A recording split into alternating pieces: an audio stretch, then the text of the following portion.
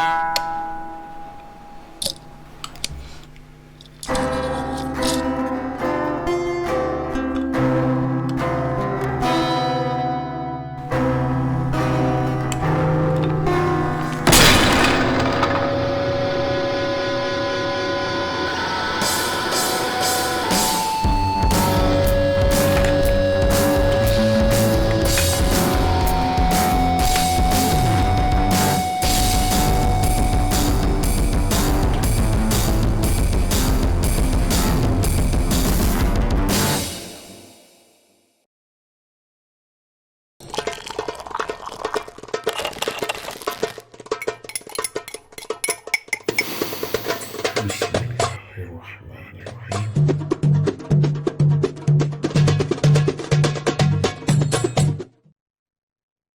Bismillahirrahmanirrahim. Assalamualaikum warahmatullahi taala wabarakatuh. Uh, Syukur Alhamdulillah, pada malam ni kita dapat berkumpul lagi dalam sembang Kopi relax tapi berisi. Pada minggu ini kita akan membawa satu topik yang hangat, yang penting juga, iaitu pracelik kenali musuhmu. Tajuk pun dah menakutkan ni, kenali musuhmu ni. Okey. Jadi sebelum kita ke segmen seterusnya, kepada soalan-soalan seterusnya, kita buka dulu majlis kita dengan Al-Fatihah. Al-Fatihah.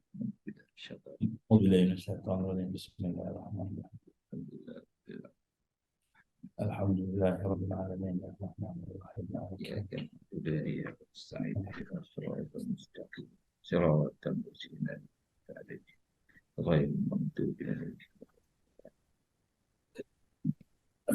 Amin. Alhamdulillah. Jadi pada malam ni kita dapat berkumpul lagi. Seperti biasa kita ada panel utama kita, Ustaz Nur Azman. Apa khabar Ustaz? Alhamdulillah sihat. Dengar Alhamdulillah dengar clear. Dan bersama saya pada malam ini juga kita ada moderator yang kedua, iaitu Bro Hakimi. Apa khabar Hakimi? Alhamdulillah baik Cik. Macam mana cuaca di sana, di tempat Kimi?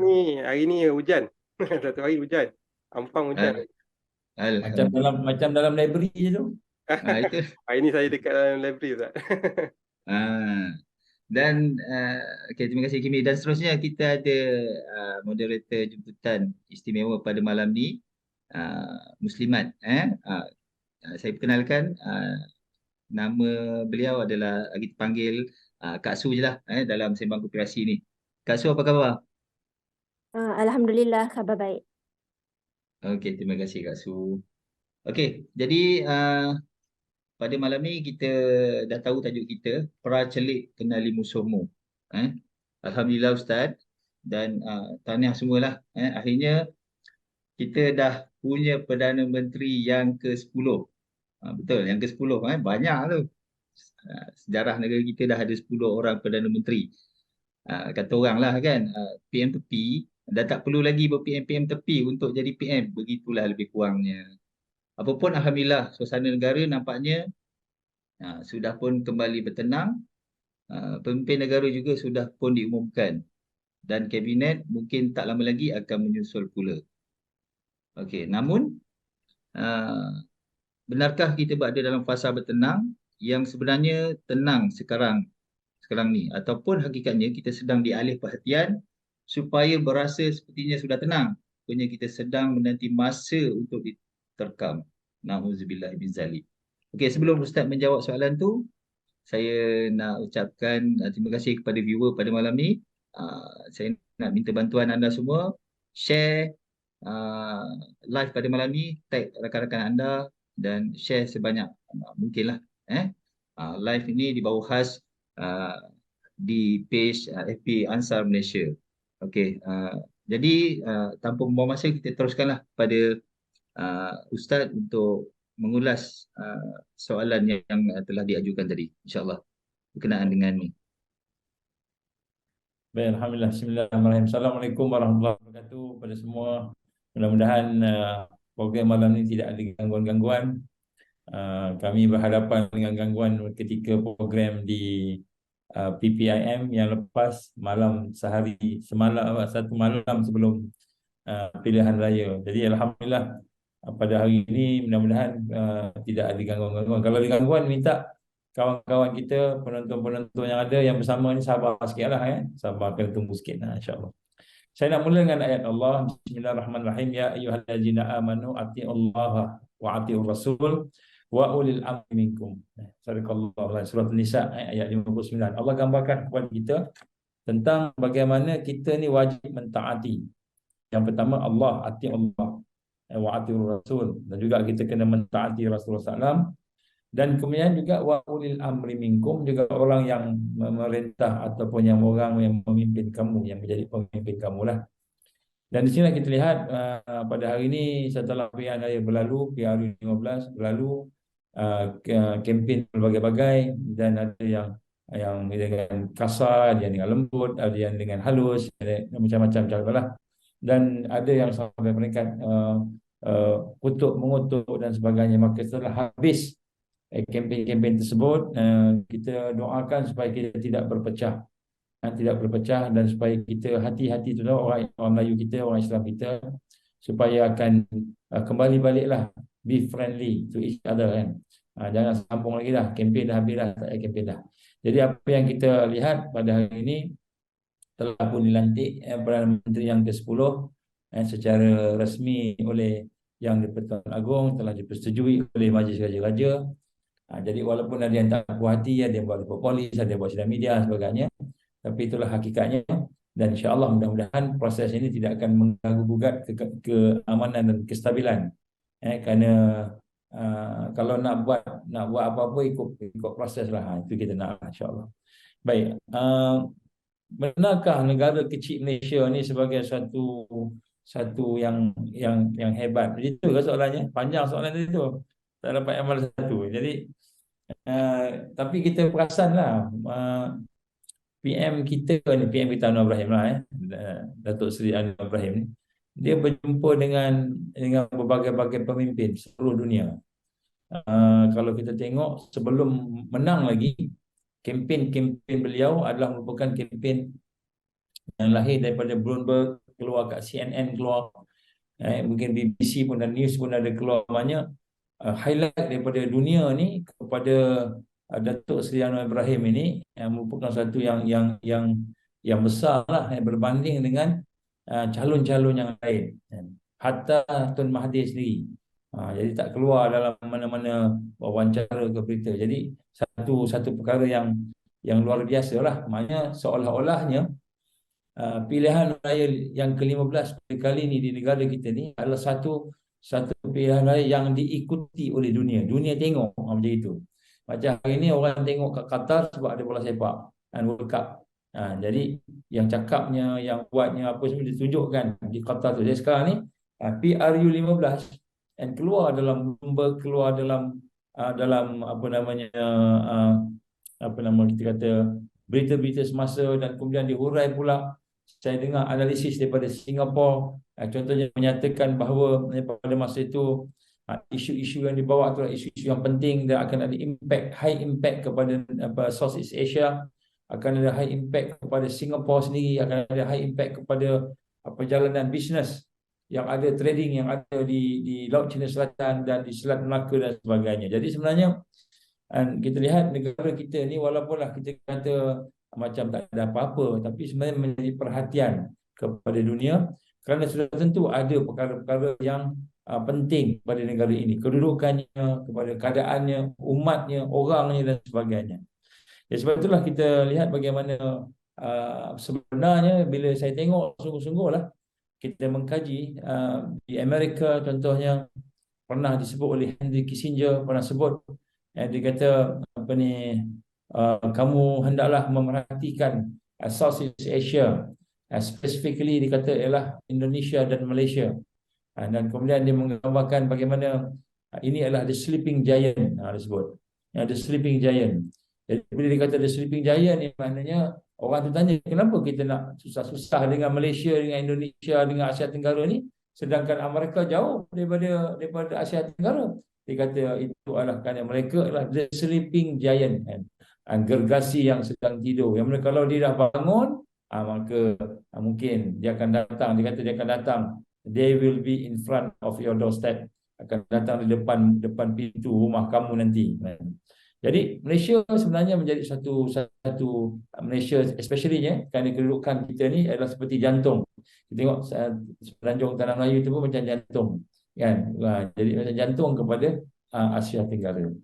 Dan lebih menarik lagi apabila keluar satu kenyataan di dalam apa ni, The Book of Mormon, The Book of Mormon berkenaan dengan Tanah Melayu.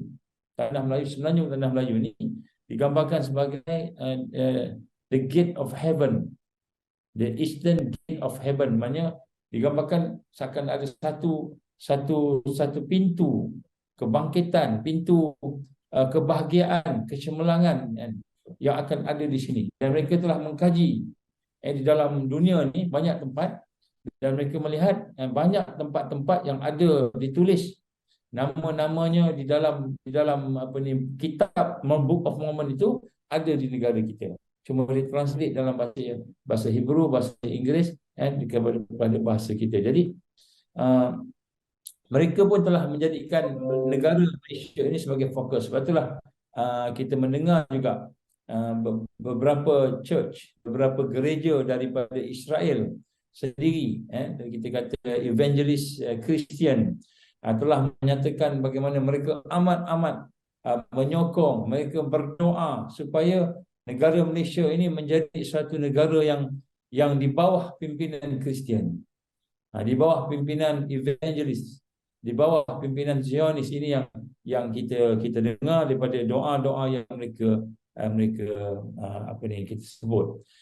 Dan ini menunjukkan kepada kita bagaimana juga disebut oleh hadis-hadis Rasulullah sallallahu alaihi wasallam, bagaimana kebangkitan akhir pun dia kata sebelah timur.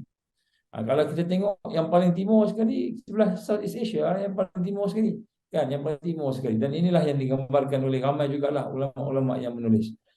In short, sebenarnya perkara yang paling penting kita tengok di sini ialah kita menjadi tumpuan mesti ada sebab-sebab yang besar.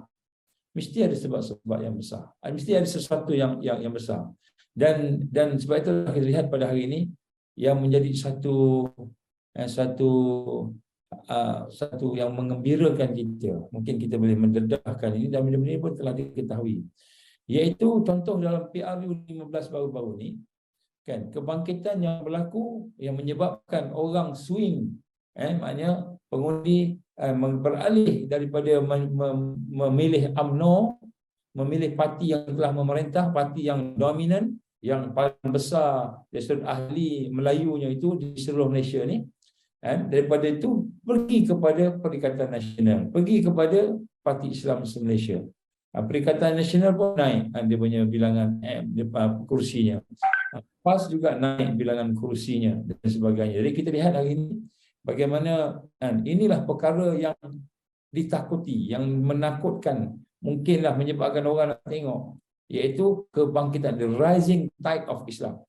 Di mana pemuda-pemuda yang ada pada hari ini, mereka bukan pilih Perikatan Nasional, sebenarnya mereka bukan pilih PAS ke apa, mereka pilih kebaikan yang ada, kebaikan pada fitrah tadi, kebaikan kepada negara yang mereka nak tadi. Sebab tu saya merasakan bagaimana keadaan yang ada pada hari ini adalah merupakan satu keadaan yang kritikal dan mempengaruhi dunia. Saya bagi satu contoh. Masa saya masuk dalam penjara Israel tu dengan kawan-kawan, ketika kami duduk kat situ dah nak dibebaskan sebab Turki dah mengamuk, semua dah mengamuk, nak kena bebas. Maka kami dikumpulkan satu tempat yang besar, penjara yang besar sikit. Jadi ramai-ramai masuk, disumbat ramai kat situ. Jadi pada masa sementara nak tunggu keluar ni, orang Arab ni sempat bergaduh lagi. Orang Arab sempat bergaduh sama sendiri. Orang ni cakap macam-macam, cakap Arab lah kan. Ini bergaduh. Kan? Sampai tengking-tengking, sampai nak tumbuk. Mungkin tak tahulah isu asal macam mana kan.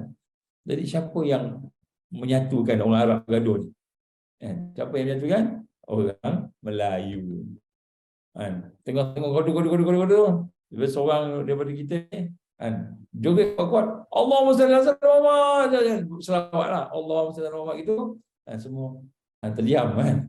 Teringat balik Rasulullah bersatu, okey, Allah peluk balik tak jadi gaduh. Jadi itu satu contoh yang mana orang Nusantara ni diberikan satu kelebihan, dia boleh nak menyatukan orang. Dan ini menjadikan negara yang ada di sebelah sini ni penting pada dunia. Sebab tu kalau kita tengok kenapa pada tahun 2012 masa itu Barack Obama telah mengalihkan 60% daripada ketumbukan tentera laut Amerika dan NATO ke arah South Asia Pacific, kawasan kita. Kenapa? Bila ditanya kepada dia, kenapa alihkan 60% kekuatan tentera laut ke sebelah sini? Yang mana 60% itu bersamaan dengan 7 kapal super carrier yang ada. Jadi bila ditanya, dia kata apa? Nombor satu, kami nak seimbangkan negara China. Dia katalah, kami nak seimbangkan negara China. Tapi sebenarnya bukan itu. Kalau kita kaji semula, di seluruh dunia ini, kepadatan penduduk Islam, Muslim adalah di sebelah Southeast Asia. Kan, kalau daripada Kuala Lumpur kita buat diameter 2000 km ke 1000 km ke, kita akan dapati kepadatan penduduk Islam di sebelah sini adalah 62% ke atas lah. 62%. Saya ingat demi 60. Ustaz nanti kejap. Putus. Ini dia orang kata semua Ni lah soalan seterusnya lah. okey. Okey, 1, 2, 3. Saya sambung sikit tadi. Boleh tak? Dulu ni kita dah start live balik. Sebenarnya Malaysia ni dia jadi sebuah negara kecil, tapi dia penumpuan kerana berdasarkan hadis Nabi, kebangkitan sebelah timur pun kita juga yang digambarkan. Dan kemudian pihak dalam laporan mapping the future global daripada CIA lah, kita kata National Intelligence Council, NIC telah menulis satu report, satu kajian menunjukkan bahawa Malaysia in particular, Malaysia ni adalah satu negara yang merupakan hotspot kepada Muslim. Disebut macam itu, hotspot kepada negara-negara Islam, kepada orang-orang Islam. Jadi dalam kajian yang dibuat oleh CIA sendiri ataupun National Intelligence Council, gabungan intelijen yang satu dunia, dalam the mapping the future global 2030, kalau tak silap tajuk dia tu, dia menyatakan bahawa Malaysia ni adalah merupakan satu pusat, satu tumpuan seluruh orang Islam satu dunia. Jadi orang Islam satu dunia ni, kalau kata Malaysia ni memang itulah fokus dia. Jadi sebab itulah kita lihat habis pula. Hello, ada ke? Ada. Dengar. Live kita dah terputus tadi Ustaz. Betul. Habis tu ni ada lagi Ni kita sambung balik dekat live dekat Facebook. Okey. Saya nak besarkan ni dah. Okay, view pun dah start balik, dah start naik balik lah.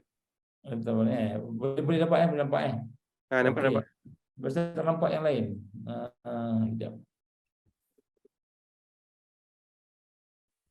Jadi apabila kita melihat akan keadaan yang ada tu, maknanya pihak National Intelligence Council sendiri, gabungan intelijen dunia, menyatakan bahawa Malaysia ni adalah hotspot. Hotspot ni bukan pusat teroris, bukan pusat orang-orang yang jahat-jahat duduk. Sebab dia kata Malaysia tidak ada gerakan nak merdeka, nak bebas daripada negara, gerakan-gerakan ni tak ada. Tapi dia kata tumpuan kepada orang-orang Islam seluruh dunia. Bila kata Malaysia ni macam heaven lah, macam syurga. Jadi sebab tu PRU 15 kali ni satu yang dilihat sebagai satu yang amat penting. Dan by hook by crook mesti dia dapat. Itulah.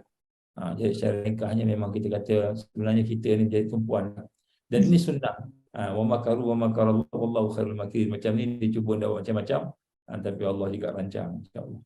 Allah a'lam. Itu yang saya nak tambah sikit Ustaz, yang yang apa ni yang tersebar baru-baru ni, gambar apa kita punya PM dengan Klaus Schwab kan, sambil memegang buku bertajuk Shaping the Fourth Industrial Revolution. Seperti yang kita tahu, Klaus Schwab ni dia orang penting, iaitu pengasas kepada WEF lah, World Economic Forum kan. Jadi benda-benda ni yang kita nak kena faham. Betul tak Ustaz? Jadi PM kita juga dia jumpa juga tokoh-tokoh yang lain seperti Erdogan kan. Jadi sebenarnya Klaus Schwab ni dia jumpa semua orang yang dikata berpotensi untuk memimpin dunia dan sebagainya lah. Dan Klaus Schwab ni pun kalau kita tengok yang cerita kartun dipanggil the evil doctor kan. The evil doctor tu kepala botak kan. Yang jahat tu nampak macam image dia lah, the evil doctor tu. Tapi nak sebut tidaklah bermakna orang yang dijumpa tu, maknanya PM ni dia ada kaitan dengan Klaus Schwab, tidak bermakna lah yang tersurat nampak, yang tersirat kita tak tahu kan. Tapi nak sebut sini memang Malaysia ni satu tempat yang menjadi tumpuan. Kita pun tak tahu kenapa, secara fitrahnya kita tahu ada banyak kelebihan. InsyaAllah lagi kita akan sebut apa kelebihan-kelebihan di Nusantara ni. Yang kedua, kita akan melihat musuh nampak macam itu. Maknanya CIA nampak gitu, Mossad nampak gitu dan sebagainya kan. Dan ini satu petanda lah sebenarnya, satu petanda yang positif. Positif kenapa? Mudah-mudahan Nusantara ni akan menjadi tempat kebangkitan sebagaimana yang digambarkan oleh Syekh Abu Bakar Al-Awawida rahimallah, dan baru meninggal saja, bekas Rabitah, pengusi Ikatan Ulama Palestin. Dikata aku telah mengkaji, di ucapan dekat Indonesia, Jakarta, aku telah mengkaji seluruh kaum dan bangsa sepanjang zaman, dan aku mendapati bahawa kaum dan bangsa daripada sini, Nusantara ini, belum lagi memberikan khidmatnya dan sumbangannya kepada kebangkitan Islam. Maka kami di Palestin menunggu kamu untuk bangkit, untuk datang. Jadi orang Arab pun tengah tengok kita juga. Orang Palestin pun tengah tengok kita juga. Jadi maknanya negara kita ini adalah merupakan salah satu tumpuan. Dan itu memang benarlah insya-Allah. Dan ini pun telah kita lihat daripada data-data dan fakta tadi je, insya-Allah. Jadi penting Malaysia ni, kerdil kita pun penting. Maksudnya memang tak dapat disangkal lagi, negara kita ni memang tumpuan lah. Betul Ustaz? Ya, insya-Allah. Okay, jadi bila kita sebut musuh ni Ustaz, orang kata kalau nak kenal kebaikan seseorang tu, kenalilah daripada musuh dia kan. Dan orang yang hebat akan disegani rakan taulan maupun dia punya musuh lah. Antara tokoh yang disegani musuh, apatah lagi sahabat, kita ada tokoh siasah lah, yang dulu almarhum Tuan Guru Ni Aziz, dan tentunya dia lah antara contoh yang ada. Dan yang paling utama, kita sebagai umat Islam ni, contoh kita yang terbaik adalah Rasulullah SAW sendirilah. Okey, dalam konteks negara kita ni Ustaz, fokusnya pada peneraju kepimpinan kita yang dah tentu merujuk pada ahli politik khususnya. Bagaimana nak kenal sama ada mereka ini benar-benar jujur dalam memperjuangkan kepentingan negara dan kepentingan rakyat, ataupun sebenarnya ramai je sekadar memikirkan masing-masing punya poket dan juga kehendak pribadi mereka tu.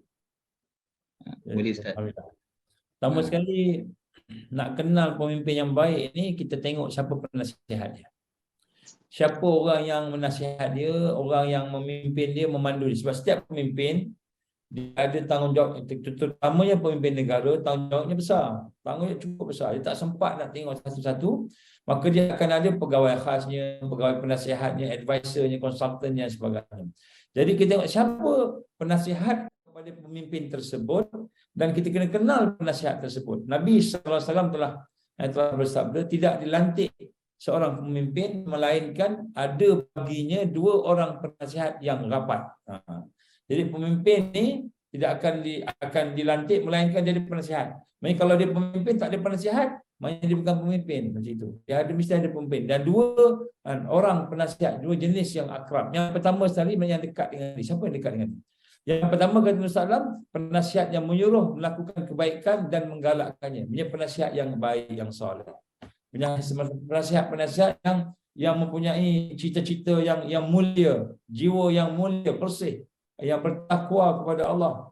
Contohnya Sultan Salahuddin, ataupun kita kata Muhammad Al-Fatih.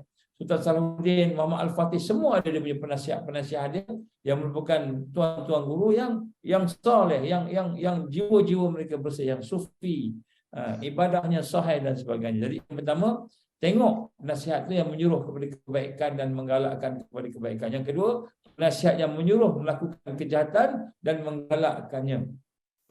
Jadi di sinilah kita lihat, dan hadis ini daripada Imam Bukhari menggambarkan kepada kita bahawa nak tengok pemimpin, siapa penasihat dia, siapa yang duduk sebelah dia, siapa yang dekat dengan dia. Maka di situlah kita akan nampak hala tuju kepimpinan tadi.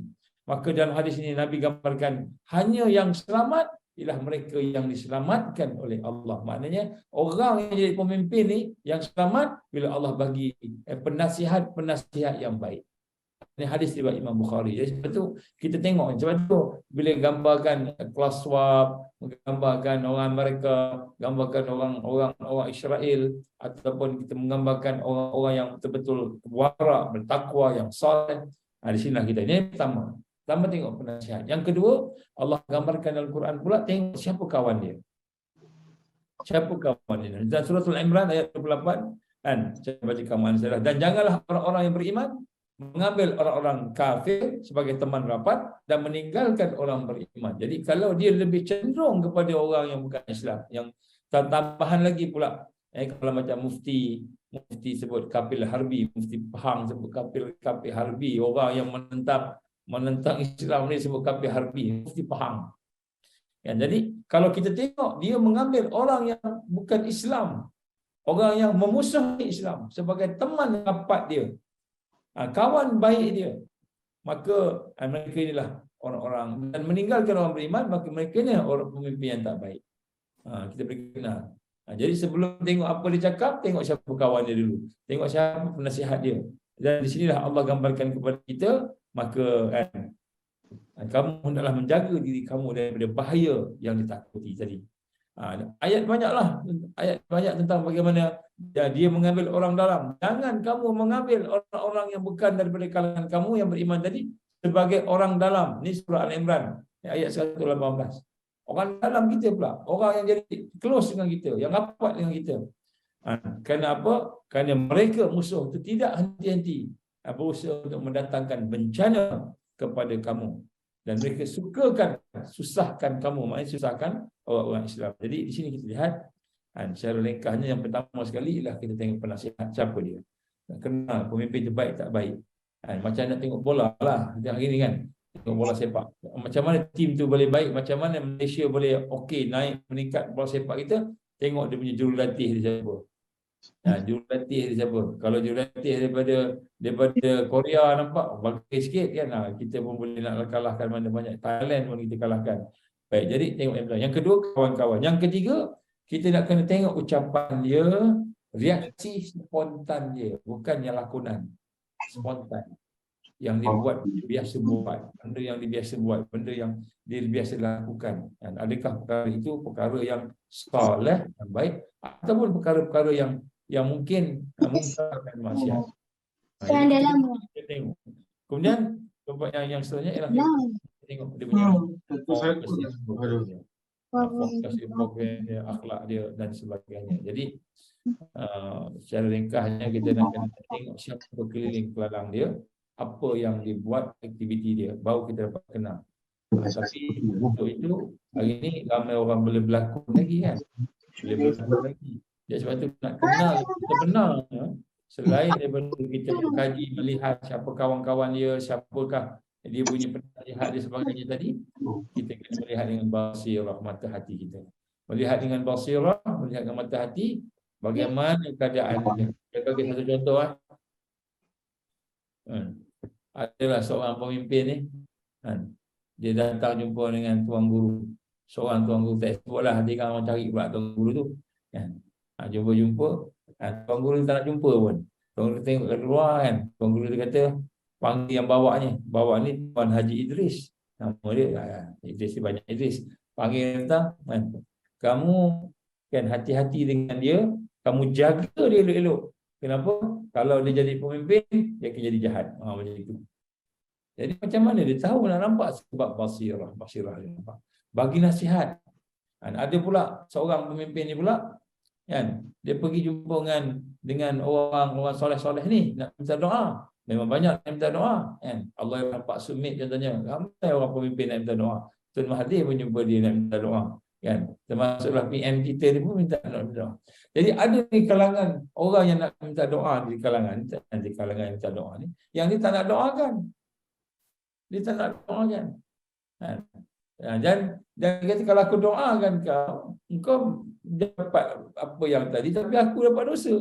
Aku dapat dosa pula tolongnya. Jadi begitu. Jadi orang-orang yang soleh ni melihat dengan basirah, mata hati. Jadi sebab tu nak mengenal pemimpin ni tak cukup setakat dengan kita melihat yang fizikal, melihat kata-kata, sebab dia boleh berlakon lagi. Dia boleh mengada-ngadakan benda yang tidak ada, tetapi yang penting bila kita melihat dengan basirah, kita tengok kecenderungan dia, kan. Sebab kita boleh nampak kalau orang tak sembahyang contohnya, tak ada cahaya kat wajah dia, tak ada cahaya, tak sembahyang langsung, kita boleh nampak dia tak ada cahaya kat dia. Jadi ini kita orang biasa-biasa pun boleh nampak, apalagi orang yang ada iman yang. Sebab tu apabila orang-orang yang soleh, orang-orang yang ada pandangan mata hati tadi, kan, melihat sesuatu, kan, meninggalkan sesuatu, maka kita kena, kan, nampak bahawa kita tak nampak, dia nampak, kan. Macam Huzaifah Al-Yamani radhiyallahu anhu, dia pemegang rahsia Rasulullah sallallahu alaihi wasallam. Jadi Umar bin Khattab ini, walaupun dia Amirul Mukminin, dia tengok, kan, Huzaifah ni kalau ada orang mati, dia sembahyangkan tak jenazahnya. Kalau dia sembahyangkan, dia ada pergi baru dia solat. Kalau tak, dia tak solat. Dia tak pergi, kan. Sebab apa? Huzaifah kenal siapa orang munafik.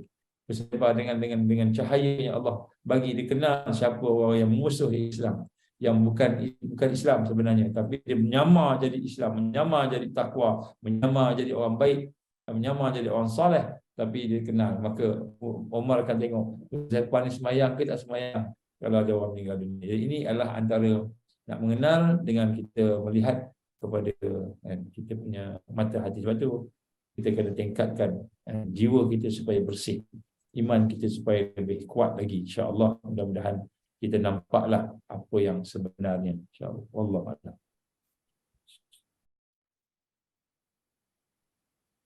Sekejap Ustaz, kita kena hack lagi ni. Kan dengan soalan nombor 3 Ustaz. Kita bola ni banyak gangguan sikit kan ni. Allah. Okay.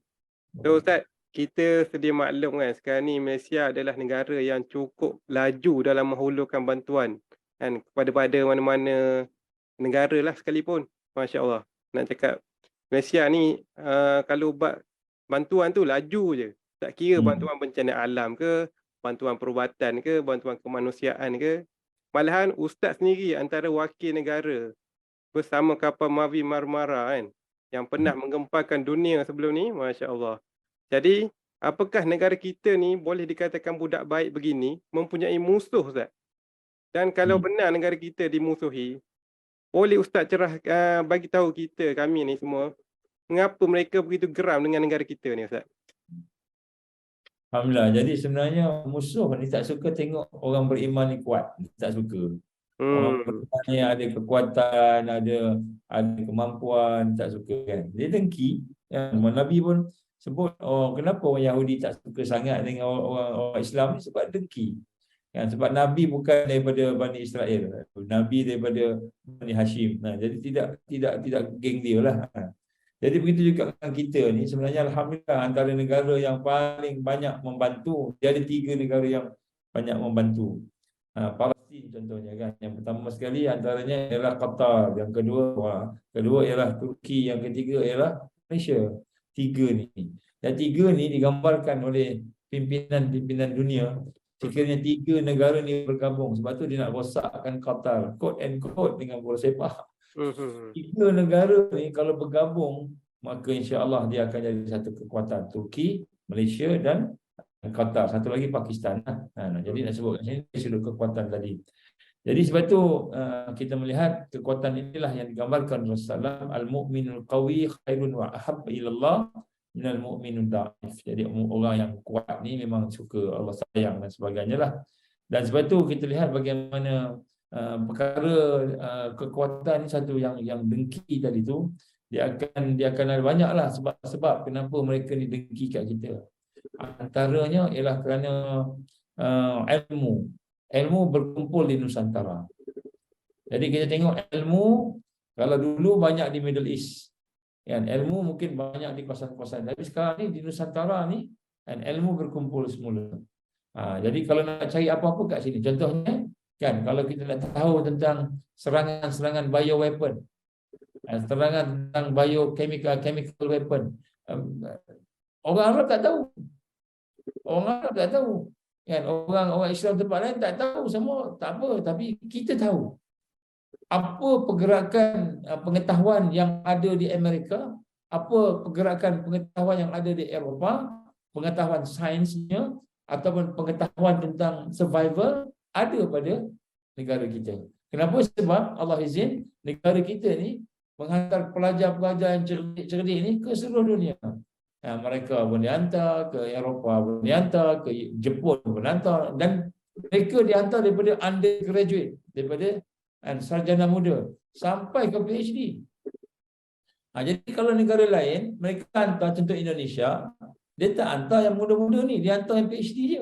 Itu pun tak ramai banding dengan negara kita ni, Malaysia. Jadi dari sudut ilmu ni kita lebih advance. Kita lebih advance. Jadi dari sudut ilmu sains dan juga dari sudut ilmu waqi', ilmu realiti, memahami akhir zaman, kita lebih advance. Di sana adalah pengkaji-pengkaji, tetapi dia tidak dalam bentuk yang menyeluruh. Alhamdulillah, ni Allah bagi kekuatan kepada kita.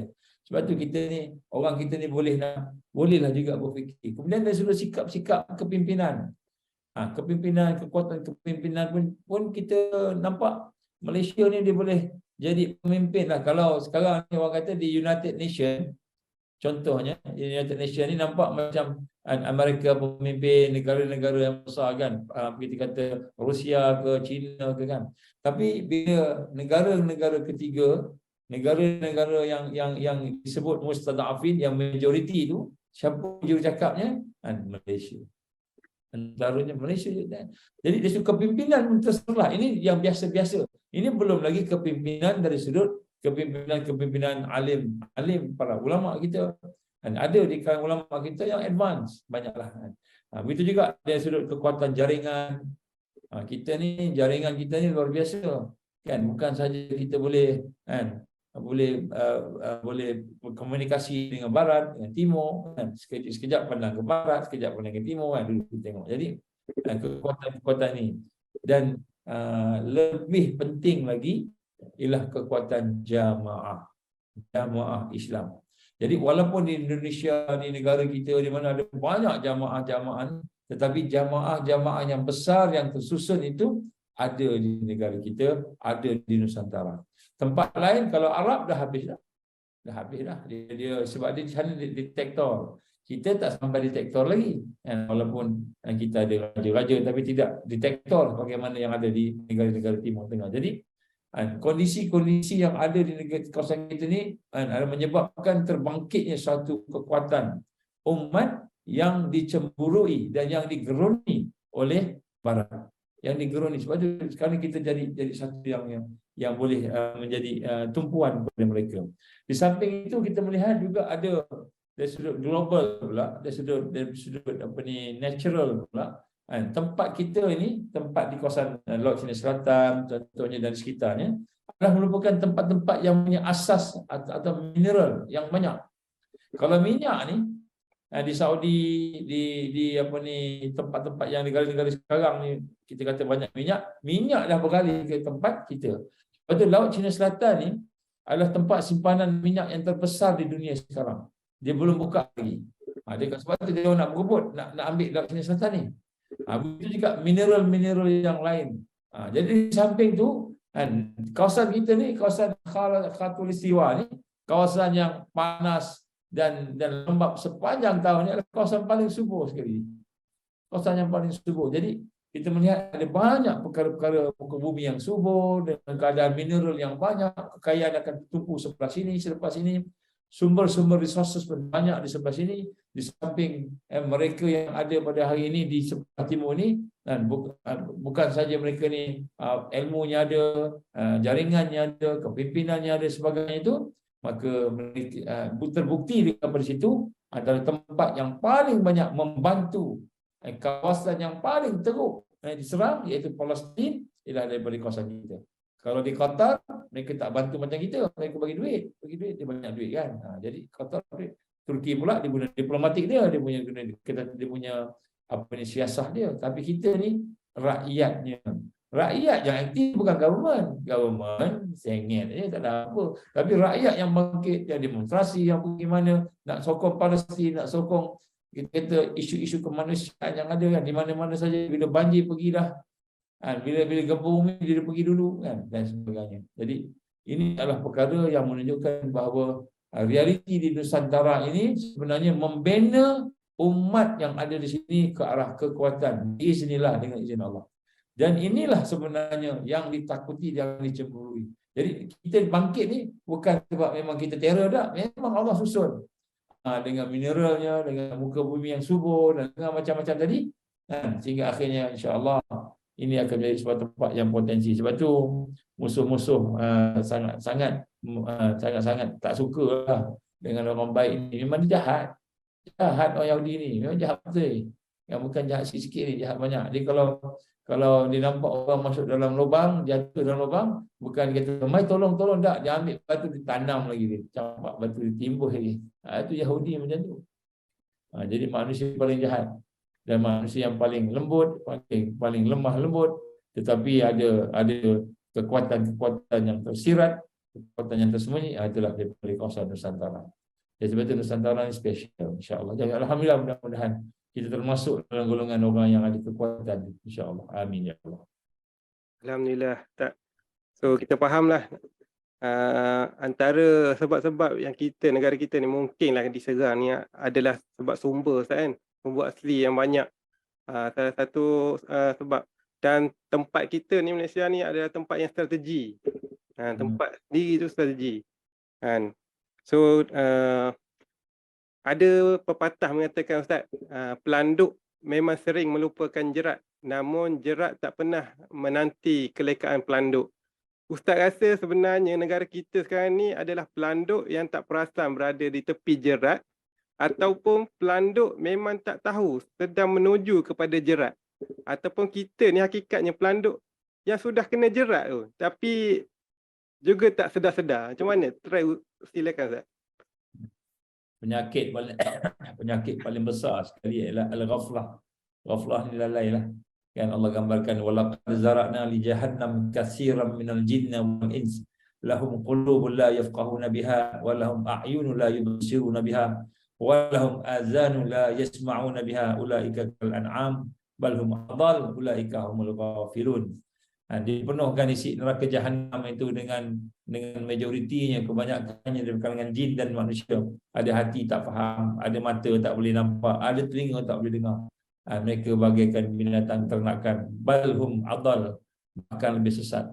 Jadi saya sebut kat sini, mereka orang yang lalai. Jadi sebenarnya senjata yang digunakan di tempat kita ni yang paling besar sekali ialah menimbulkan kelalaian. Kelikaan. Sebab kita aman, tak ada perang, tak ada apa kan. Okey, nak main bola boleh, nak buat ni boleh, nak tanam boleh, walaupun tak boleh tanam, nak tanam boleh, buat apa boleh kan.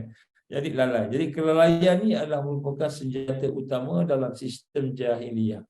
Dan sebab itulah kita ni macam pelanduk tadi tu, kalau kita lalai ni bukan saja jerat yang tak nampak, kereta pun kita langgar. Bukan kereta langgar kita langgar kereta. Lintas jalan tak tengok, kereta langgar kita.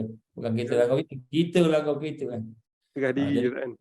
Jadi sebab tu kita tengok hari ini disogokkan kepada kita kegembiraan, hiburan melampau.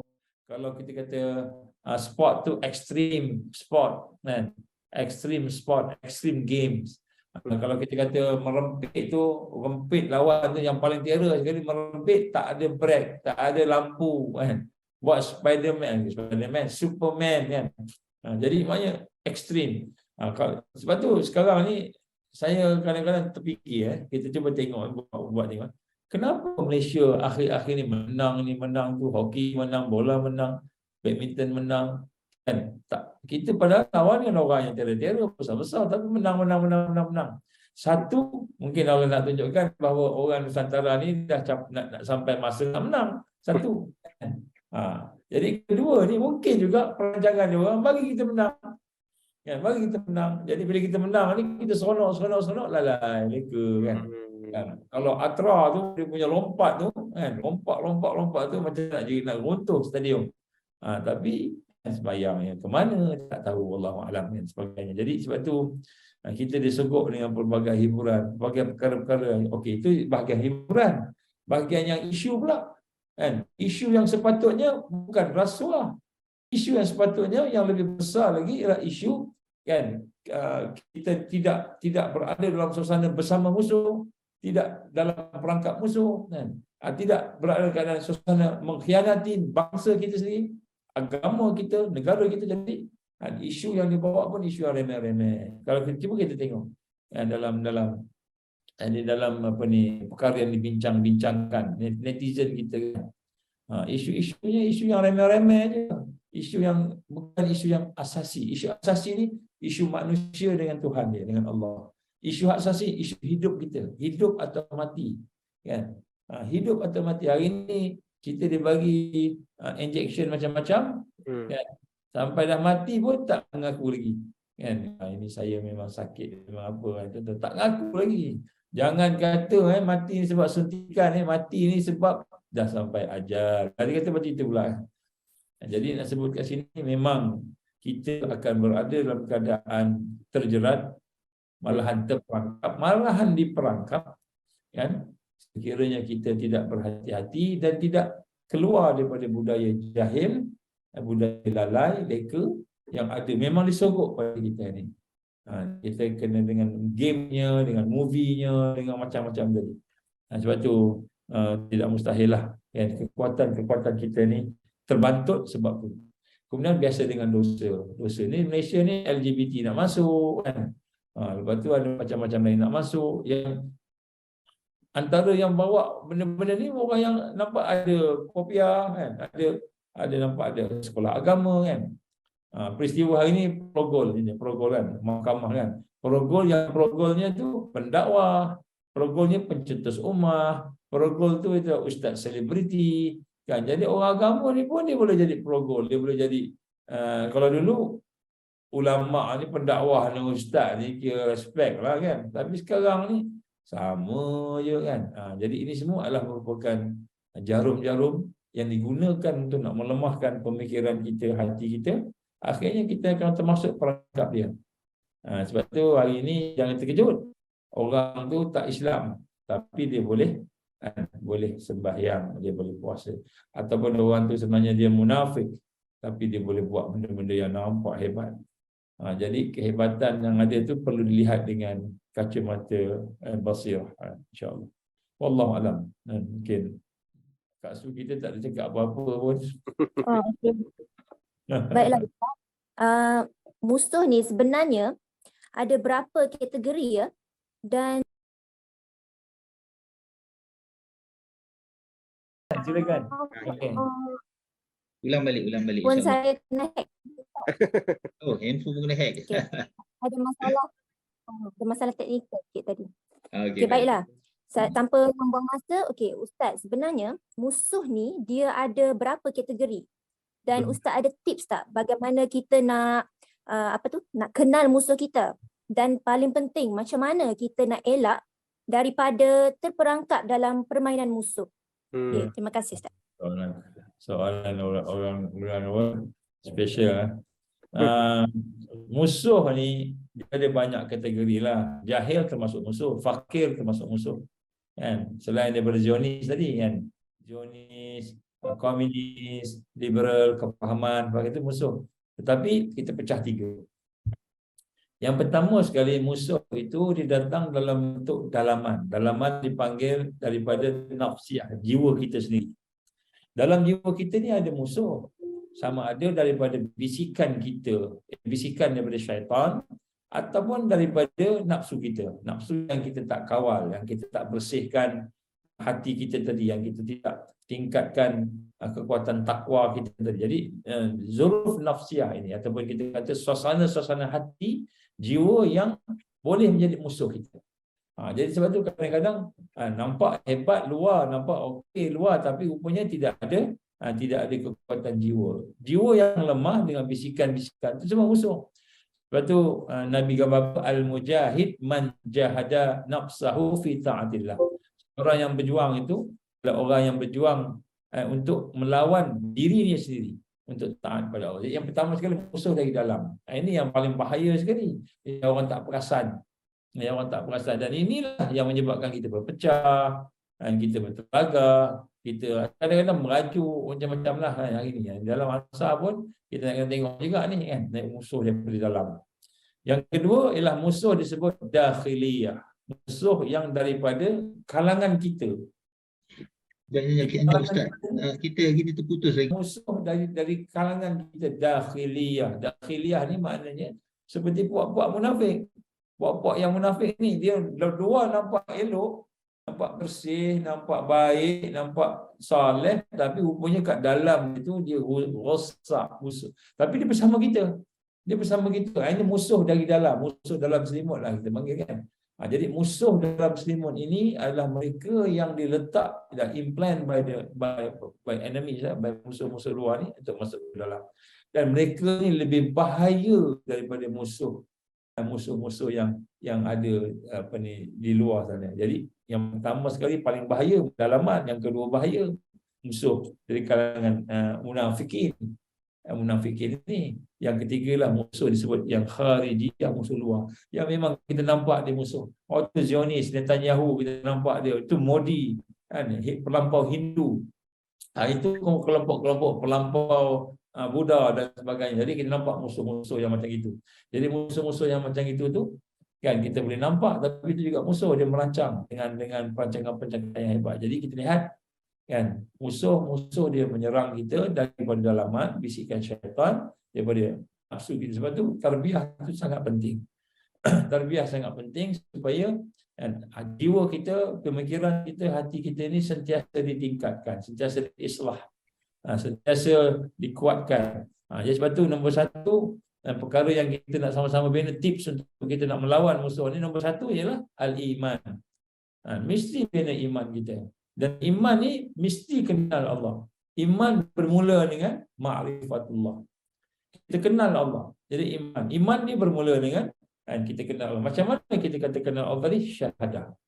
Jadi kita kena memperbaiki syahadah kita, rukun-rukun syahadah sebagainya. Kita proses diri kita dengan syahadah tadi, rukun syahadah tadi, mentauhidkan perbuatan Allah, mentauhidkan sifat nama Allah, mentauhidkan zat Allah, dan kemudian kita mentauhidkan, meletakkan risalah Islam sebagai satu-satunya hidup kita, risalah hidup kita, pedoman hidup kita.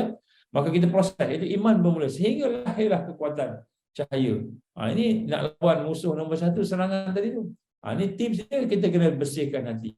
Kalau kat Indonesia dia kata jagalah hati dengan jadi hati itu perlu dipelihara, perlu dibersihkan. Jadi sebab tu contoh tanda kita ni nak bersihkan hati kita ialah sentiasa kita hidup bersama at-taubah. Taubat, mesti bertaubat. Taubat ni sentiasa. Jangan kita ingat kita tak ada dosa. Orang tu buat dosa besar banyak macam, kita tak ada dosa. Tak, kita pun ada dosa. Lalai itu dosa. Kan? Buruk sangka dengan Allah itu dosa. Tak bersyukur pada Allah itu dosa. Tak sabar dosa. Jadi maknanya dosa ni banyak. Dosa ni banyak. Jadi kita nak kena bertaubat, memperbaiki. Jadi taubat ni contohnya ialah jalan untuk kita meningkatkan diri kita menuju kepada kekuatan hati. Jadi itu pertama. Yang kedua, kita nak kena jaga kekuatan-kekuatan untuk kita bersahabat. Bersahabat. Sebab tu musuh menyerang kita daripada kanan dan kiri kita dengan sahabat-sahabat kita, saudara kita, keluarga kita. Jadi kita kena bina diri kita ni dengan suasana ukhuwah Islamiah yang sebenar. Sebab tu saya menyerulah kepada diri saya dan diri semua, mari sama-sama kita ikhlaskan hati kita dalam berukhuwah. Kerana musuh akan serang ukhuwah kita. Dia akan kacau kita. Dia akan bisik kat kita macam-macam. Burukkan orang ni, burukkan orang tu. Saya sedih juga bila ada di antara kawan-kawan kita ni yang kadang-kadang terpengaruh dengan kata-kata daripada luar, sehingga dia menjadikan hanya kerana satu dua perkara silap, dia terus kan label, brand, akhirnya dia kata jangan ikut ni, jangan ikut tu dan sebagainya. Dia ada musuh-musuhnya. Jadi musuh ni adalah golongan-golongan dalaman. Jadi inilah tips dia macam mana sentiasalah kita baik sangka dengan Allah, kemudian kita baik sangka dengan sahabat kita. Kalau ada benda lah buruk, orang cakap tentang buruk ni, tahan dulu lah. Jangan kita terus percaya, kena tabayyun. Ada orang cakap ni ustaz scammer lah, ustazah scammer lah. Ada orang cakap tentang macam-macam lah. Kalau orang cakap buruk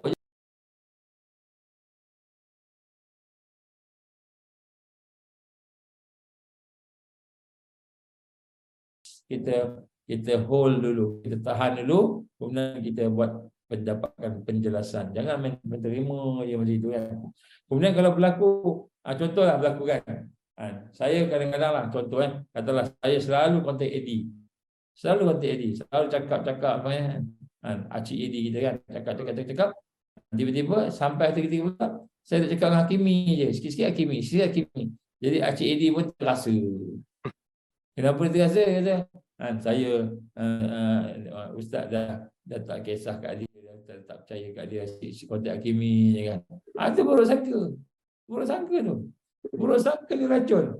Jadi sebab tu kita tengok kadang musuh ni, kita ingat Zionis saja. Rupanya musuh ni dalam hati kita tu ada perasaan-perasaan, ada ikatan-ikatan yang menyebabkan kita boleh berpecah, bergaduh.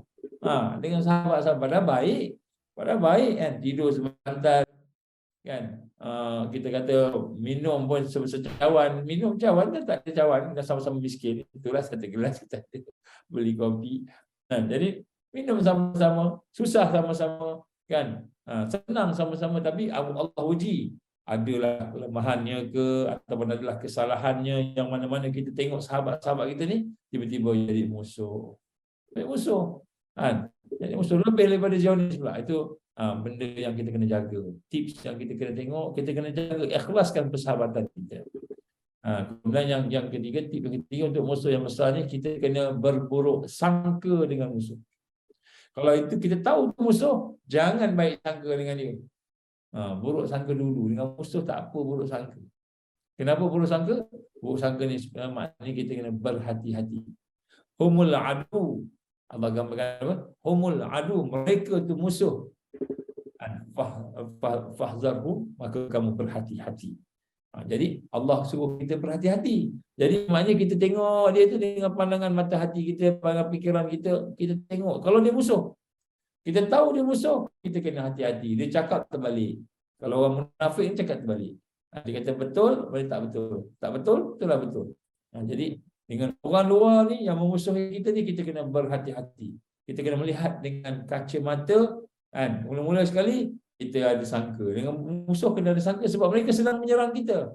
Sekarang ni kita tengah serang. Kalau saya cakap, saya katalah kita terkepung duduk rumah terkepung, ada orang nak serang kita, apa kita buat? Orang nak masuk ke rumah kita ni, kita duduk dalam rumah kita, ada orang nak ketuk pintu, nak pecah pintu, dah keliling rumah kita dikepung, nak masuk pecah rumah pintu kita, pecah tingkap kita semua, nak masuk, nak rompak, nak tangkap, mungkin nak zalimi, nak bunuh kita, tuan-tuan.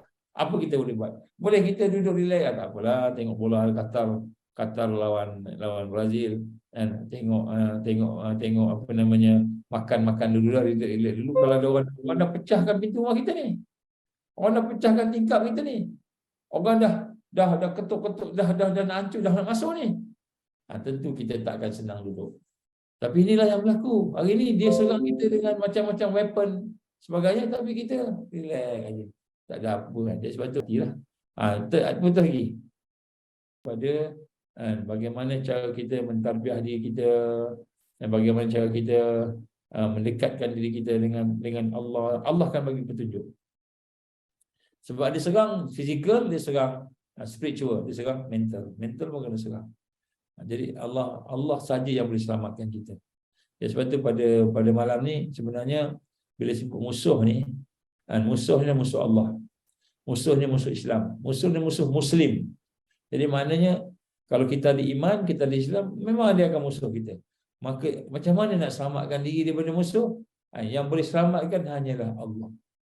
Maka hati kita kena bergantung kepada Allah, menyerah kepada Allah sungguh 100%. 100% menyerah kepada Allah hati kita, tapi tangan kita, fizikal kita berusaha. Berusaha untuk nak melakukan sesuatu supaya kita tidak diserang dan sebagainya, tapi hati kita menyerah mesti pada Allah. Sebab tu saya nak beritahu pada malam ni, mudah-mudahan dapat satu kebaikan. Jangan biarkan satu saat pun jangan biarkan kita hidup tanpa perjuangan. Apa perjuangannya? Nak tegakkan agama Allah dalam diri kita, keluarga dan sekitar seluruhnya, dan kemudian nak ubudiah, nak tegakkan sistem Allah, dan kemudian nak beribadah pada Allah. Ini dua. Jangan ada. Jadi apa yang kita buat semua perjuangan. Apa yang kita buat itulah perjuangan. Itulah hidup saya. Hidup saya ini perjuangan. Bila kita ada yang ini, insya-Allah Allah akan tolong kita.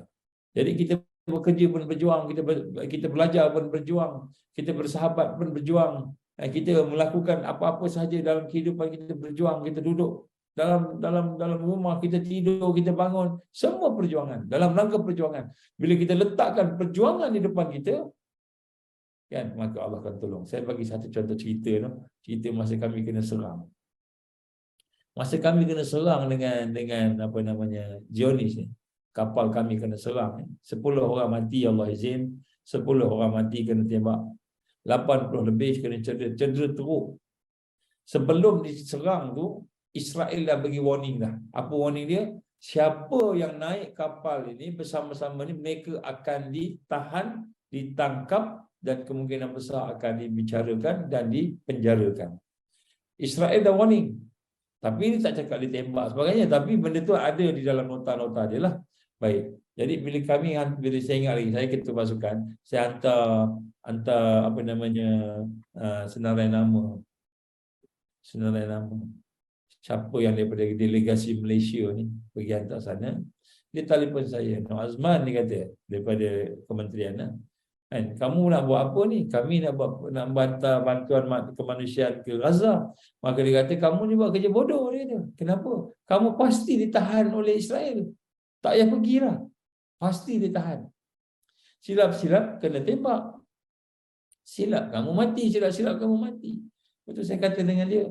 Dan kalaulah kita semua berfikir bahawa kita akan hidup dalam keadaan apa namanya, tak nak buat apa-apa, tak nak jaga prinsip kita, tak ada orang akan hidup aman damai. Contoh, polis kita, tentera kita, semua tu berjaga, bersusah payah hidup dalam keadaan risiko yang tinggi. Kenapa? Kerana nak jaga prinsip keamanan, prinsip kestabilan. Kalau tak ada prinsip yang nak jaga, memang kita semua kena rompak anytime. Baik. Jadi saya mengatakan, Tuan, sebenarnya kan bukan saya yang bodoh dah, tapi yang lebih bodoh ni ialah pada masa tu saya kata Tun Mahathir. 1000 kali lebih bodoh saya masa itulah. Saya katakan dia, kenapa? Sebab Tun Mahathir kan bukan saja dia nak pergi ke misi ni, dia kumpulkan duit, ataupun dia nak minta kerajaan supaya beli kapal. Kami tumpang kapal, dia beli kapal. Lagi bodoh lah. Kemudian saya kata dengan dia, lagi bodoh Najib pada masa PM dan juga seluruh ahli parlimen, sebab semua approve apa yang Mahathir nak buat kapal ni, kapal nak hantar ke Gaza. Jadi kan bodoh. Semua pakat bodoh, tuan seorang yang pandai. Maka sebenarnya tuan yang bodoh. Kenapa bodoh? Kerana dia tidak ada perjuangan. Tak ada perjuangan.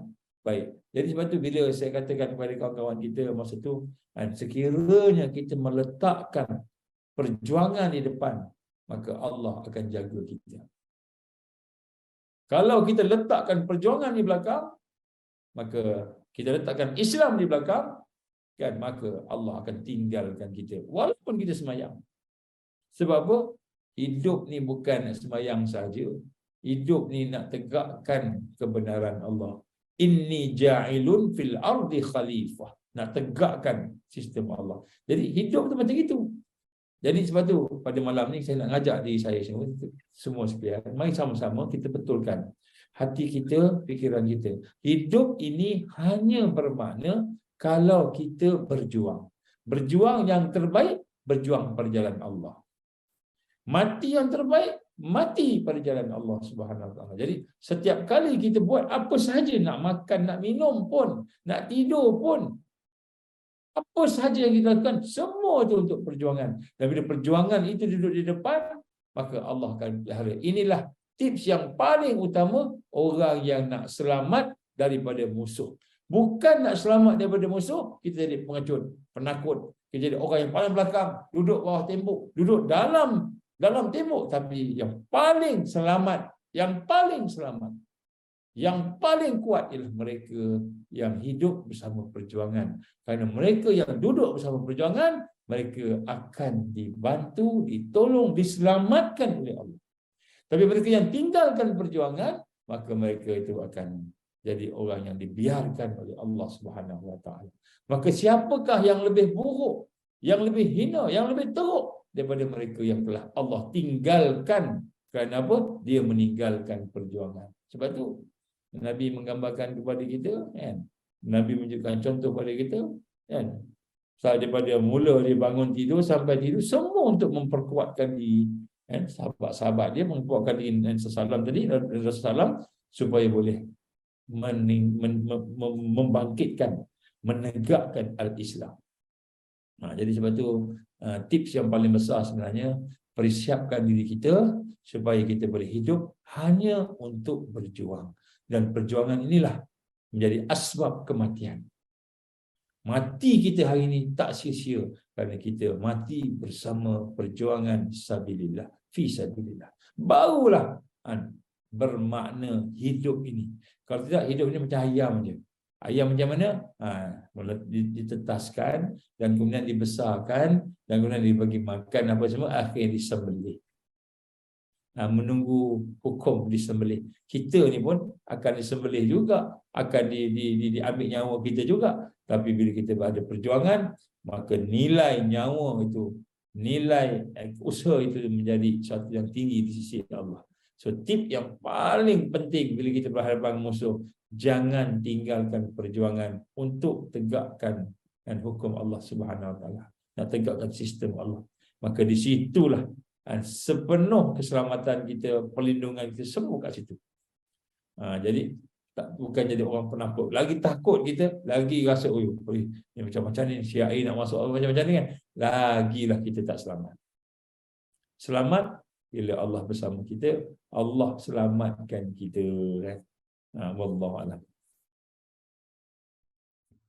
Alhamdulillah. So sekarang ni kita live dekat Telegram, Ustaz. Barakallah. Penjelasan Ustaz tadi cukup padat, cukup jelas. Okey. Dan saya ingin macam mention ada satu kata-kata ulama daripada, contohnya Imam Syafi'i mengatakan, siapa yang inginkan kematian husnul khatimah hendaklah selalu berbaik sangka dengan manusia. Okay, so kita dalam kalangan macam sahabat, sesama sahabat kita seagama dan seakidah kita, hendaklah kita sentiasa berbaik sangka. Okay? Kerana jika kita berburuk sangka, mungkin kita tidak dapat mencapai kematian yang husnul khatimah. Dan tujuan kita mengenali musuh, contohnya musuh luar, musuh seperti orang-orang yang menentang Islam, adalah bukannya untuk kita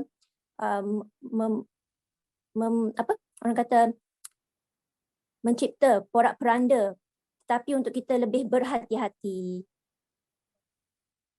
Kerana Islam itu sendiri adalah agama yang mencintai keharmonian, kedamaian, kan?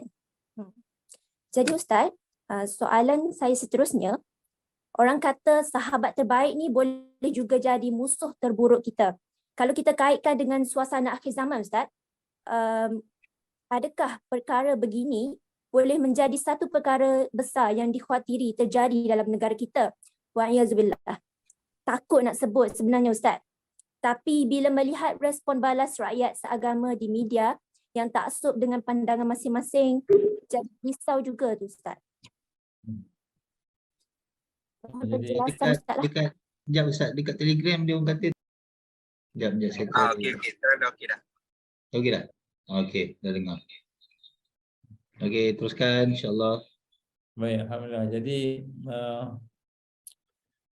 kita hari ini hidup di zaman yang mana penuh dengan penipuan, sebab zaman ini adalah zaman di mana fitnah Dajjal akan memuncak. Fitnah Dajjal akan memuncak. Fitnah tentera Dajjal juga memuncak. Dan memuncak ni maknanya apa sahaja yang berlaku di dalam kehidupan kita ni, dia tidak boleh lari daripada pembohongan sistem yang ada. Kita duduk di dalam sistem jahiliah ni pun dah ada penipuan dan pembohongan. Jadi sebab tu sebenarnya kadang-kadang perkara ini telah menyebabkan kita ni sangka benda tu baik, rupanya tak baik. Ingat benda tu elok, rupanya buruk. Jadi sebab tu kita kena berhati-hati. Hendaklah sentiasa kita melihat sesuatu dengan neraca Al-Quran dan Sunnah. Neraca Al-Quran dan hadis Nabi SAW. Dan kita melihat sesuatu dengan pandangan keyakinan kita pada Allah, iman. Jadi nombor satu, mesti kita punya sumber itu, masdar itu ialah masdar, sumber itu adalah sumber yang daripada Al-Quran dan Sunnah, mesti. Jadi sebab itu kalau kita hari ini tengok satu baik, baik kata Nabi apa? Al-khair ma hasanun, al-hasan ma hasanul syara'. Yang baik apa yang baik pada syarak. Al-kabih ma kabahu syara'. Yang buruk itu apa yang buruk, kata syarak buruk itulah buruk. Jadi maknanya nak sebut kat sini, dalam hal ini tengok orang tu jiran kita, sahabat kita, keluarga kita, tapi dalam keadaan yang baik ke yang buruk ke, kita kena ikat dengan syarak. Itu nombor satu. Jangan kita ikat dengan emosi kita. Jadi sebab itulah kalau kita tengok satu nampak baik, tapi rupa-rupanya ada yang tak baik. Yang tak baik itu datang daripada karyan buruk. Sebab kita lihat hari ini contohnya benda paling basic lah, benda paling asas kan. Dalam Islam beriman ni kita tidak membuang prinsip. Tidak membuang prinsip, tidak membuang pegangan kan. Itu nombor satu. Tapi hari ini banyak orang nampak baik tapi prinsip dia main-main. Prinsip dia main-main. Dia bermain-main dengan prinsip. Dia boleh kata ini bukan kitab suci. Ini hanyalah satu manifesto. Contoh kan. Padahal manifesto itu janji. Janji dia bukan kitab suci, dia kata. Yang ini pula dia kata setengah-setengah pula dia kata yang ini adalah merupakan helah. Kita sedang berperang helah. Apa dia? No Anwar, no DAP itu helah je, bukan betul pun. Padahal benda itu keputusan PAU UMNO sendiri, contoh kan. Jadi prinsip-prinsip, janji-janji kebaikan-kebaikan itu kadang-kadang dia boleh jadi permainan, prinsip jadi permainan. Jadi bila permainan ni sebenarnya itulah syarak menunjuk pada kita tak elok. Tak elok. Syarak kata apa? Janganlah kamu meletakkan musuh kamu sebagai kawan-kawan kamu, orang dalam kamu, orang yang kamu rujuk. Itu syarak kata gitu. Tapi dia kata tak, jangan, kita kena baik sangka. Bill Gates mana ada bunuh orang? Bill Gates tak ada bunuh orang. Klaus Schwab tak ada bunuh orang. Baik semua. Jadi dia melihat sesuatu itu dengan kacamata yang lain. Jadi sebab tu dalam hal ni kita nak tengok sahabat-sahabat yang terbaik di kalangan kita ni, yang dekat dengan kita ni, hendaklah kita asaskan dengan Islam tadi. Sebab tu dalam persahabatan ni ada 3 benda kita kena buat. 3 benda kita kena jaga. Yang pertama sekali, sahabat-sahabat tu mesti kita sentiasa ta'aruf dia, kenal dia. Kenal bukan sekat nama je. Kan? Ini siapa ni? Acik Edi. Ini siapa ni? Kak Su. Tak, jangan sekadar Acik Edi. Acik Edi ni kan orang mana? Melaka. Kak Su ni orang mana? Orang Thailand. Contohlah. Jadi Hakimi orang mana? Orang sekian-sekian. Jadi okey, lepas tu jadi ta'aruf yang meningkat. Sehingga bukan saja fizikal, kita kena sampai ke hati dia. Dia tengok muka Hakimi pun dah tahu Hakimi ni banyak masalah, contohlah kan. Sekarang ni Hakimi tak ada masalah kan. Dan tengok muka je. Ni mesti ada masalah. Kita pun cakap dengan dia kan. Hakimi, apa khabar Hakimi kan? Macam mana, sihat kan, anak-anak sihat semua. Tapi kenapa macam berkerut-kerut je kan? Sebenarnya begini. Baru tahu kan. Jadi kita melihat yang tersurat dan tersirat. Itu maknanya ta'aruf. Kan, ta'aruf, tersurat, tersirat. Kemudian selepas tu bukan saja tersurat, tersirat, nak ta'aruf ni sampai dekat timbul perasaan apa dia? Kita ni kan sama-sama dengan dia nak dapatkan kasih Allah, sayang Allah tadi, maka kita pun kasih mengasihi antara satu sama lain. Kita ada perasaan sayang pada dia. Baik sangka dengan dia. Jadi maknanya ta'aruf tu meningkat timbul kasih sayang. Contoh. Ini benda yang penting dengan sahabat. Jadi sahabat ni katakanlah kita dah lama tak jumpa dia, 10 tahun tak jumpa. Assalamualaikum. Jangan kita ingat dia 10 tahun dulu sama dengan sekarang. Jadi kita kena ta'aruf dia macam mana sekarang, sebagainya, buat apa sekarang, sebagainya kan. Baik, itu satu ta'aruf. Ta'aruf adalah satu amal bersama sahabat-sahabatnya yang kita sayang tadi tu, dalam rangka nak membina kasih sayang. Bukan ta'aruf nak bina dia, nak ngumpat-ngumpat dia kan, sebagainya, bukan. Tapi nak bina kasih sayang, kekuatan. Yang paling kurang, baik sangka. Yang paling lebih, paling tinggi, kita al-ithar, kita mengutamakan dia. Baik. Yang kedua, yang kita kena buat dengan sahabat-sahabat kita ni ialah kita kena faham memahami antara satu sama lain. Faham memahami. Jadi maknanya apa yang kita faham? Saya bersahabat dengan kamu, saya bersahabat dengan kamu kerana kita nak sama-sama berubudiah pada Allah, berjuang pada jalan Allah. Berjuang dia. Saya bersahabat kerana nak dapat redha Allah. Saya bersahabat kerana nak amalkan Quran, kerana nak amalkan sunnah. Jadi maknanya sahabat tu kita faham. Jadi kita jumpa dia, kita tak ajak dia pergi buat benda-benda yang teruk-teruk, yang mungkar, yang maksiat. Maka ini juga perbuatan yang kita kena buat. Jadi sahabat terbaik ni bukan hanya sekadar kita bersahabat, tapi kita sentiasa membina, faham, memahami. Bahawa contohlah sahabat ni sakit. Sahabat ni sakit, maka dia faham sahabat ni sakit, maka dia pun tolong sahabat. Saya ingat lagi masa kami dulu berlaku satu masa tu kena chicken pox nama ni. Chicken pox, satu family kena quarantine, tak boleh keluar. Jadi kawan-kawan yang sama-sama halaqah Quran ni gili-gili datang rumah hantar makanan. Tolong masak, tolong buat sebab dah demam dah. Tolong masak, tolong apa, kemudian tolong kemas rumah. Tak pedulilah kena buat tolong kemas rumah sebagainya. Jadi satu halaqah Quran tu tolong menolong.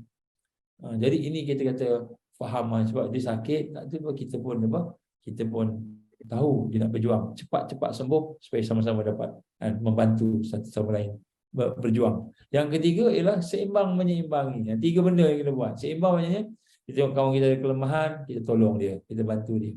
Jangan kita ingat dia ni asyik nak kenakan aku je, asyik aku nak kena tolong dia je. Jangan.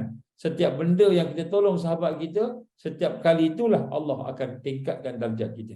Allah akan bagi sesuatu yang lebih baik daripada yang kita buat. Katalah kita kata sahabat kita tak ada apa? Tak ada kerja. Tak ada kerja, menganggur, tak ada apa kan. Sekarang ni dah banyak orang menganggur kan. Jadi kita kata tak apalah. Saya satu hari kita korbankan gaji kita, mungkinlah satu hari RM100, RM50 bagi kat dia. Dia tak ada kerja, bagi kat dia RM50 satu hari. Dia nak makan anak-anak dia, isteri dan sebagainya kan.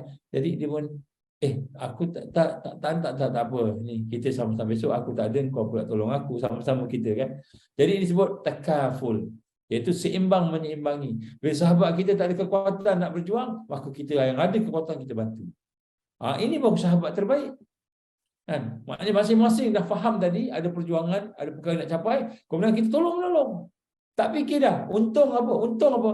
Kan? Untung dapat dunia ke? Untung dapat duit ke? Banyak dah. Untung bila Allah redha kita, Allah pilih kita termasuk di dalam golongan mereka yang mendapat Jannatul Firdaus, dapat redha mardatillah. Jadi sebab tu bila kita kata sahabat terbaik ni bukan nampak baik, nampak bagus, kita pun sayang semua, tapi kita lakukan tiga benda minima ni. Yang pertama, sentiasa kenal mengenal. Kenal mengenal bukan dalam rangka nak cari keburukan dia, kenal mengenal nak bina kasih sayang. Supaya dengan kasih sayang ada kekuatan. Yang kedua, faham memahami. Kita faham, kita buat ini, kita faham dalam rangka nak berjuang, dalam rangka nak dapat redha Allah, dalam rangka nak tegakkan Islam, tegakkan khilafah Islam, nak tegakkan Al-Quran.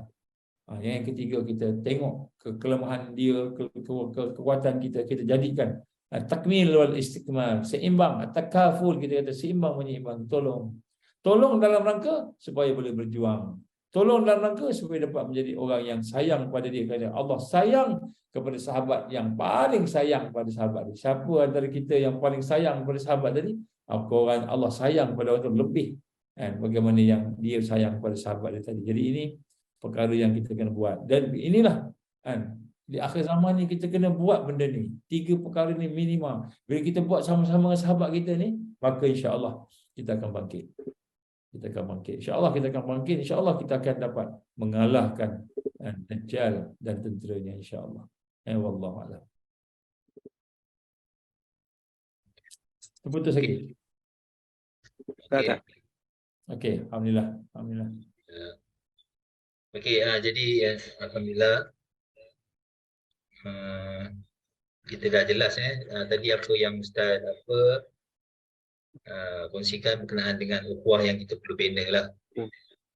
Jadi kita asas dia mesti sekurang-kurangnya kita kena laksanakan 3 itulah, iaitu kita kena bertaaruf, bertamul dan juga takaful lah.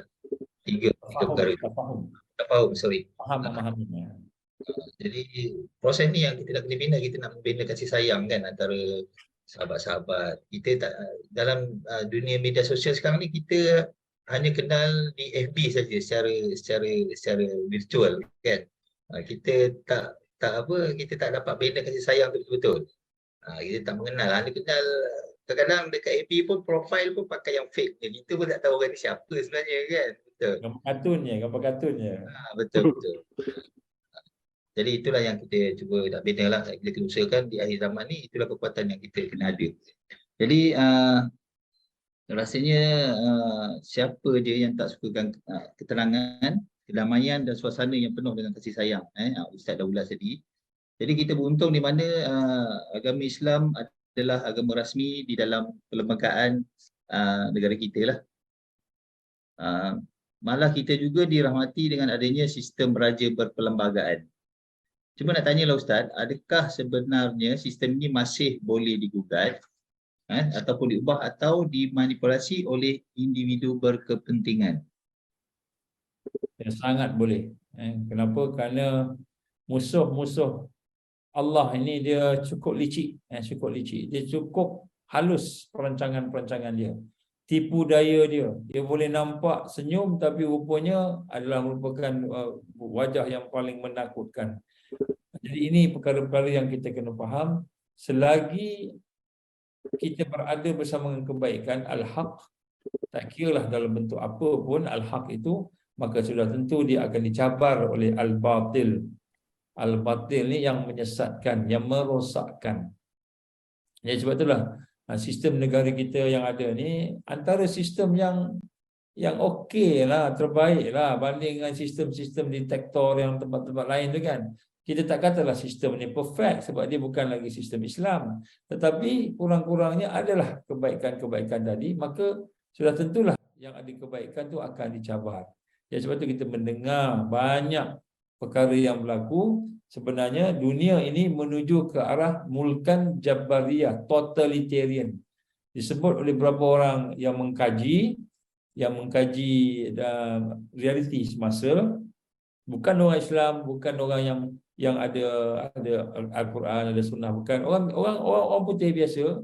Dalam kajian dia kata the ultimate threat, ancaman yang paling utama sekali ialah totalitarian. Maknanya dunia ni sedang menuju kepada satu kerajaan pemerintahan diktator yang 100%, totalitarian. Dipegang oleh satu raja, dan raja itu akan menguasai semua kehidupan manusia, termasuklah bagaimana dia makan minum fizikal, bagaimana dia berakidah, berpegangan dan pegangan akidah tadi, bagaimana dia berfikir, kehidupan semuanya dikontrol, totalitarian. Jadi dia kata the ultimate global threat, ancaman utama antarabangsa ataupun dunia ini ialah totalitarian disebut. Maknanya totalitarian ini ialah mulkan jabariyah yang Nabi sebut. Sebab itulah sekarang ni mana-mana sistem yang ada ikat dengan Islam sikit ataupun banyak, ataupun yang ada kebaikan-kebaikan, maka semua itu akan dirubah dan akan. Sebab itu sekarang ni kita melihat secara jelas New World Order satu tatanan sistem dunia yang baru ke arah untuk pemaksaan ke atas segalanya. Daripada hidup kita berfikir, pemikiran pun akan dipaksa supaya berfikir ikut dia, hati kita akan dipaksa supaya hati kita juga tunduk di bawah nafsu dia, dan begitu juga fizikal kita, ekonomi kita, pendidikan kita, sosial kita dan sebagainya akan dikuasai. Jadi sebab tu raja perperlembagaan yang ada dalam negara kita ini juga akan digugat. Ya, sebab itu tidak boleh kita berlengah-lengah. Sepatutnya raja perperlembagaan ini kita kena proses sehinggalah benar-benar raja perperlembagaan yang berasaskan Al-Quran ataupun hadis. Tapi sekarang ni dia menjadi kepada saya sebenarnya ada banyak benda yang saya boleh nak cakap-cakap tapi tak boleh nak sebut secara umum kat sini lah. Maknanya perancangan jahat musuh ni terlalu licik sehingga kita tak perasan. Rupa-rupanya kita menyokong kan Dajjal. Tak perasan. Nampak macam okey, nampak macam Islam, nampak macam baik, rupanya Dajjal. Jadi sebab tu kita nak kena tengok dengan pandangan-pandangan yang tersurat dan yang tersirat. Walaupun raja kita ada pada hari ini, tidak mustahil dalam masa setahun, 2 tahun, 3 tahun, raja-raja ini akan bawa Grab. Akan bawa Grab. Raja-raja ni kalau jadi di tempat lain di Indonesia sebelum ni, raja-raja dibunuh, keluarganya dikejar, dicari. Raja-raja orang Islam ni. Jadi janganlah kita rasa aman damai saja. Sebenarnya mereka sedang merancang untuk menguasai semua itu. Jadi sebab tu kita nak kena belajar daripada sejarah lah. Sejarah memang macam itu. Kan, mencerita kita bagaimana dibunuhnya orang-orang Islam kita, raja-raja dan sebagainya. Jadi raja-raja jangan selesa sangat. Masalah kita raja selesa. Seronok dengan apa yang ada. Tak perasan bahawa sebenarnya ancaman sedang dalam perjalanan di depan pintu istana. Dah sampai dalam istana pun, tapi tak perasan. Jadi itu dari sudut raja-raja. Dari sudut sistem yang lain pun sama juga. Jadi sebab itulah insya-Allah tuan-tuan puan-puan, sahabat-sahabat sahabiah yang dikasihi sekalian, marilah sama-sama kita kembali balik kepada sistem yang Nabi buat, iaitu kan JDT, bukan Johor Darul Ta'zim kan.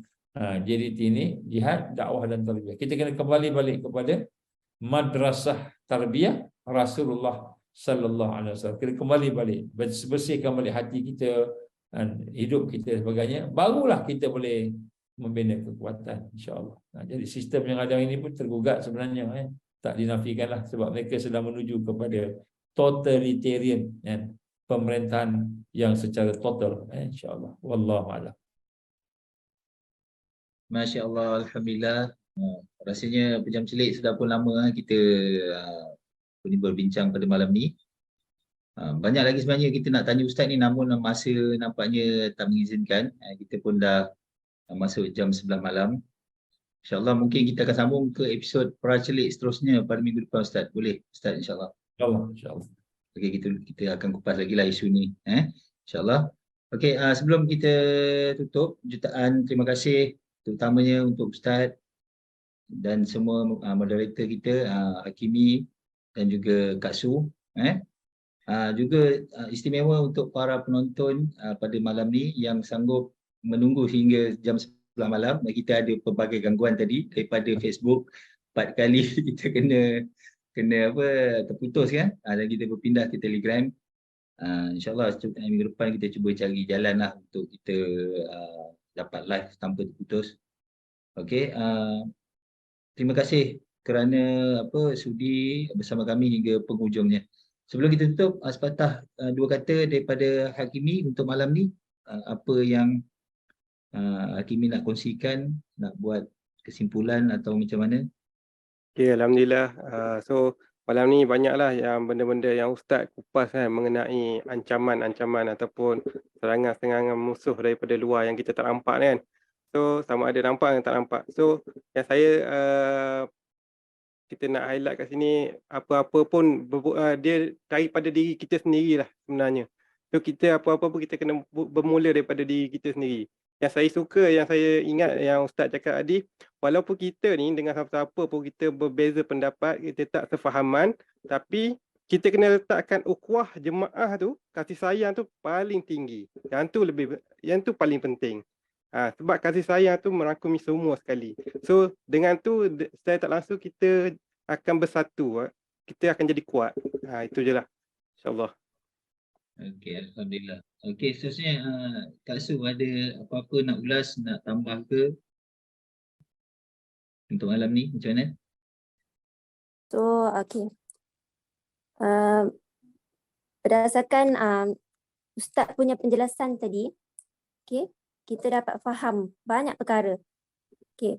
Dan juga ujian-ujian dalaman, iaitu macam bisikan syaitan, gangguan hawa nafsu kita, itu sebenarnya menjadi salah satu punca dalam perpecahan kita punya ukhuwah. Okay. So, apa yang saya ingin katakan, kita hendaklah berbaik sangka sesama kita, dan jika ada salah faham antara sahabat, kita kena berbincang secara berdepan. Dengar kata-kata mereka, sebenarnya apa yang terbuku di hati mereka. So dari situ kita akan dapat mengelakkan salah faham, miscommunication dan sebagainya. Okey, baik. Terima kasih Kak Su. Kalau saya sendiri, apa yang Ustaz kongsikan pada malam ni, kita kena berbalik kepada membina ukhuwah, itu yang paling utama, dan juga kita kena buat apa yang Nabi buat, iaitu JDT tu. Ini memang Ustaz, kalau siapa yang selalu ikut kuliah Ustaz dah bersama Ansar, memang kita fahamlah usaha JDT ni memang kita kena buat.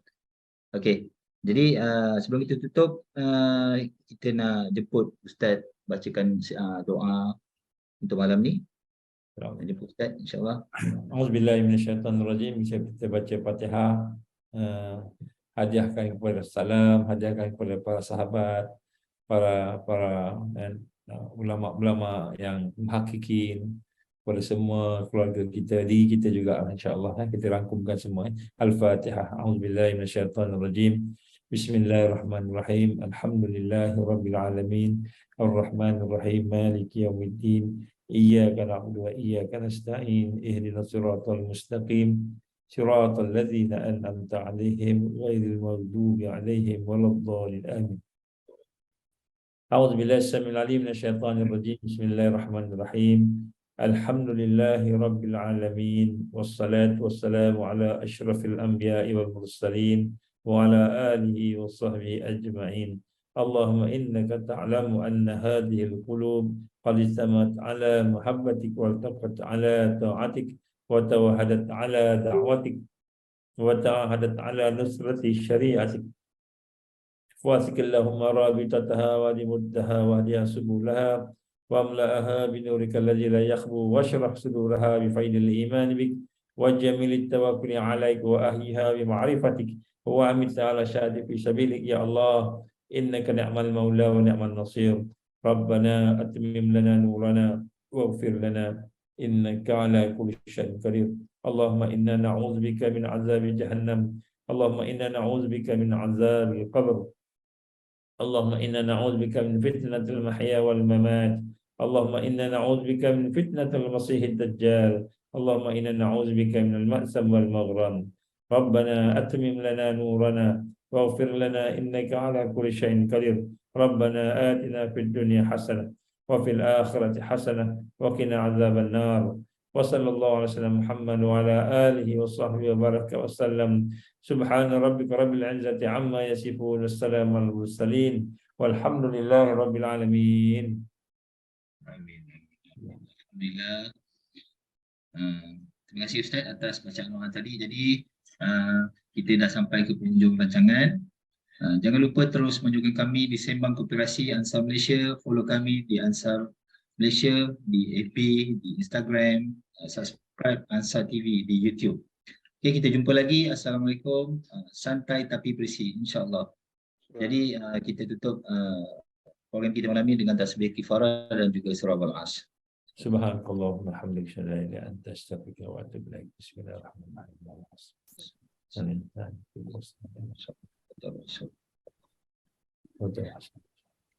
Okey, terima kasih semua. Assalamualaikum. Jumpa lagi. Assalamualaikum.